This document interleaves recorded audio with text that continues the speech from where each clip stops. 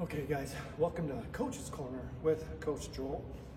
Gonna do this probably about once a week to start. If you guys like it, I can do it more for sure, but I'm gonna start with one a week. So here, about the Coach's Corner, I'm gonna give you a workout that you can do.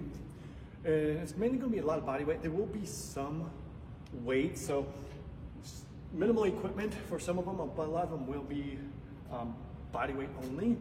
However, with these workouts, the body weight only ones, if you do have equipment, you can always add weight to any of these movements and workouts that I'll be going over. But today, here's workout number one.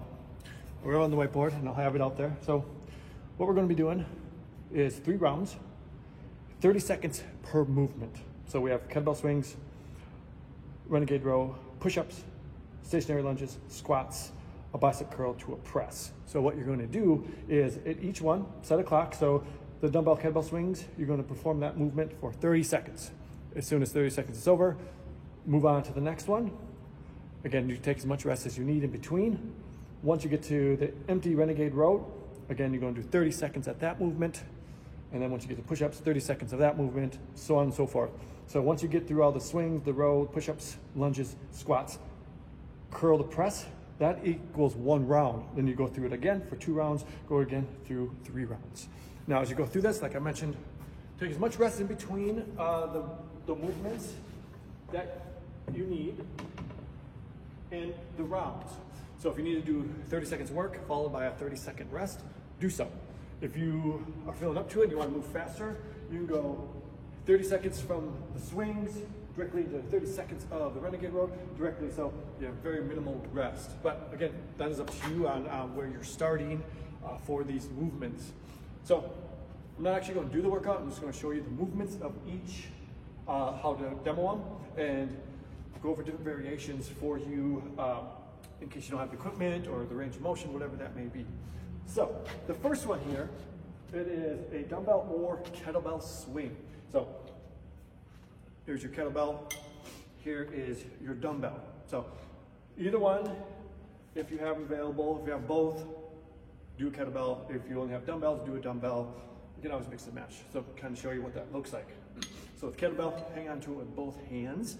From a kettlebell swing, the first motion here is we're going to drive our hips back. As I drive my hips back, my shoulders will come down, keeping the back flat. I'm going to keep the kettlebell in between the upper parts of my thigh. So kind of segment it and then I'll do some full range for you. So here's the bottom of the swing. You can see my back is flat, hips are back, kettlebell is standing in between my legs. Now as I stand up nice and tall, squeeze you by the top, and as you do that, the more force you stand up with, the kettlebell is going to start to rise. Now if you can go all the way overhead, do so. If you're not comfortable over here, just stay in eye height for now until you can get all the way up overhead. So a few reps so you can see what a kettlebell swing looks like. Again, this is just eye height. If I go overhead,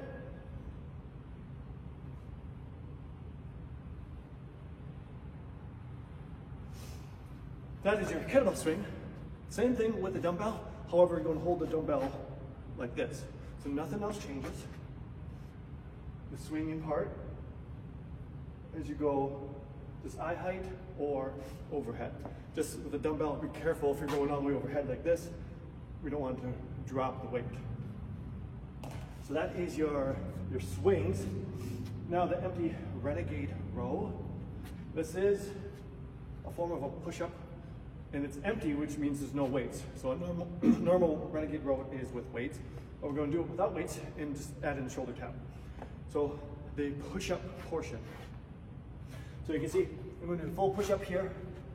I'm going to do a push-up. This is on my toes, chest touches the ground, elbows come back by the ribs. Shoulder tap, shoulder tap. That's 1 rep. Shoulder tap, shoulder tap. Now if you can't do push-ups on your knees or on your toes, go down to your knees and nothing else changes. Elbows go back, shoulder tap, shoulder tap. That's 1.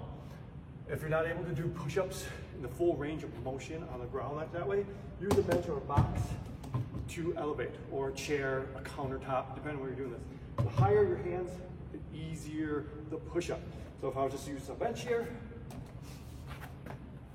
You can see everything in line, just a nice plank position. Chest, you still want to touch the object. You can still do shoulder tap, shoulder tap. You can also still go onto your knees this way as well. Shoulder tap, shoulder tap. Like I said, the higher you go, the easier it is. Now if I went on the box, hands are higher, it's going to make it easier to do the same thing. I can show you from this direction. Again, push up, shoulder tap, shoulder tap. Again, that's one. That is your renegade row. The next one is just regular push-ups. So any of those variations work for a regular push-up as well. Toes, knees, bench, box. There's no shoulder tapping, you're just doing your full push-up. You can make push-ups harder. So if you want to come into more of a diamond shape, it does make it harder.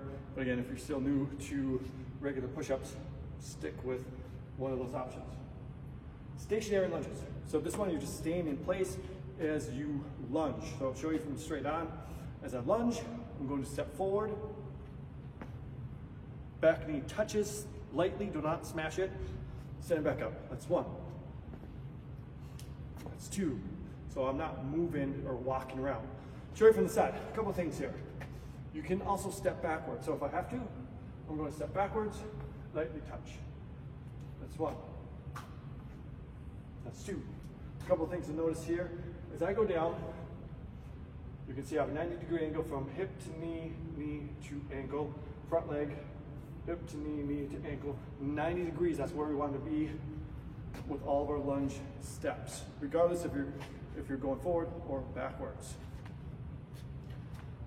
Then we have squats. This is your normal, typical air squat. I'll kind of show you at this 45-degree angle. First, you want your hips right outside your hip, about shoulder width, toes, if you can see from here, straight forward or slightly pointed up. Unless you have something wrong with your hips, you never want to be toes pointed out this far and never toes pointed in. Again, unless there's some medical thing there with your hips, we have to, that's fine. But in general, this is how we set up. Now, as I perform my squat, my hips go back and down at the same time. I want to keep my chest up as far as I can, as high as I can the entire time. And to help with balance, I'm going to raise my arms in front of me as I go down. So from here, I'm going to push my hips back and down. Arms up, keep my chest up. The goal of the squat is to get your hip crease right below the knee. Stand up, that's one. Go back down, that's two. Show you from the front, a couple things as you're doing this. Knee position, never let your knees cave in as you squat. So from the front, sit back and down. You can see my knees track out, come back up. That's your squat. Again, if you're not able to get that full depth, which is that hip crease below the knee, then you need to adjust. Again, you can use that box, a chair, a bench, whatever object that may be. Stand in front of it. Again, you're going to push your hips back and down just like you're sitting in a normal chair. Lightly touch, come back up. The higher you are, the easier it is. Now this would be too high for squats, as you can see. I'm not even doing 2 inches. We need to be deeper than that. So there can be too high, so make sure it's a little bit lower for that. And as you get stronger and more mobile, you're able to get deeper, deeper, and deeper. So work on those squats. And last one here is the bicep curl to a press. Now, again, if you have just your kettlebell from the swings, you can use this one.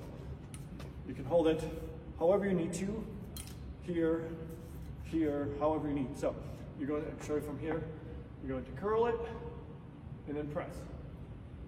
That's one. Curl, press. Again, you can hang on to the kettlebell however you need to.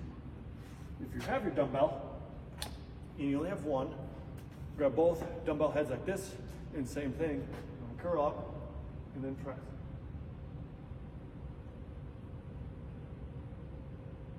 If you do have 2 dumbbells, you can do them both at the same time by holding one in each hand, curl it up, and press. So you can do it at the same time.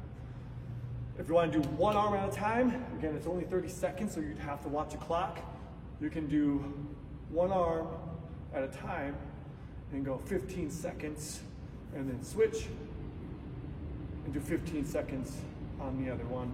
Again, if you only have one dumbbell or kettlebell for that. So those are the breakdown of each of those movements. Again, it's 3 rounds. Each movement you're going to do for 30 seconds. Rest as much as you need in between. Once you're done with all 3 rounds, then the workout is complete.